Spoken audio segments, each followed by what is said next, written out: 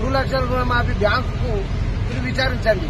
అరే బాబు, ఈ 2 లక్షలు ఈ పైసలు పైసలు మీరు కట్టుకుంటే నేను ఈ 2 లక్షలు మాఫీ చేస్తానని చెప్పి ఇక రేవంత్ రెడ్డి గారు వాళ్ళకి ఇన్ఫర్మేషన్ ఇచ్చి కలెక్టర్ కానీ బ్యాంకు ద్వారా కానీ వాళ్ళకి ఇన్ఫర్మేషన్ ఇస్తే ఈ 2 లక్షలు మీరు చూసుకోండి, కనుమ పైసలు మేము కట్టుకుంటాం. మరి ఇక్కడికి ఎందుకు వచ్చినాం? ఇక్కడికి ఎందుకు వచ్చినామంటే నేను నాకు 2 లక్షలు మాఫీ చేస్తాను. నాకు ఏది తెలియక ప్రగతి భవన్ అనేది నాకు తెలియదు.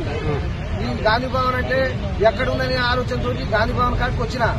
స్పష్టంగా నాకు 2 లక్షల రుణమాఫీ నేనే కాదు, పేద ప్రజలు చాలా మంది ఉన్నారు. నాకు స్పష్టంగా రుణమాఫీ చేయాలి. నీ పేరు ఏం పేరు? ఏ ఊరు నుంచి ఏం పేరు? తోట యాదగిరి శాలిగారు మండలం తుంగుతుర్తి నియోజకవర్గం నల్గొండ జిల్లా. నేను ఒక రైతును. నేను బోనసు స్పష్టంగా 55 క్వింటాల్ 80 కిలోలు అమ్మిన స్పష్టంగా. అయితే దానికి బోనస్ కూడా ఇంతవరకు రాలే. సరే సన్నోట్లకు అన్నావు, పోసినావు, కొట్టినావు, చేసినావు, సరే 500 బోనస్ వస్తుంది కదా అని చెప్పంటే ఆ బోనస్ కూడా రాలే. ఇది రుణమాఫీ కాలే, ఇది పింఛనీ లేదు. మా పరిస్థితి అంటే ఆరోగ్యాలు ముచ్చట మేము మా దేవుని దయ చేసుకుంటున్నాం. మా అబ్బాయికి కనీసం కరోనా వస్తే 25 లక్షలు అయినాయి. నువ్వు ఎందుకు కట్టలేదు, ఈ పైసలు నువ్వు ఎవరు కట్టలేని అంటున్నావు కదా. అటువంటి ఇబ్బందులు ఉన్నాం కాబట్టి మేము కట్టలేకపోయినాం. మాకు 3 పిల్లలు, అమ్మాయి.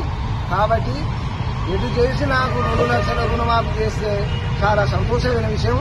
మీరు వాళ్ళు వచ్చినాక నేను లేవను, స్వచ్ఛంగా నాకు ఒప్పుకోవాలి. అంతవరకు దాకా నేను ఉంటా. రమ్మను, నేను అబద్ధం ఆడితే తీసుకుపోయి చేయలేదవను. దేనికైనా సిద్ధమే. దేని ఏదైనా పొరపాటుగా మాట్లాడితే రేవంత్ రెడ్డి గారు మీరు మాట్లాడొచ్చు. నేను తప్పుతో మాట్లాడలే. రుణమాఫీ అండి. ఇప్పుడు బోనస్ అనే ఆలోచన మీకు అందరికీ తెలుసు.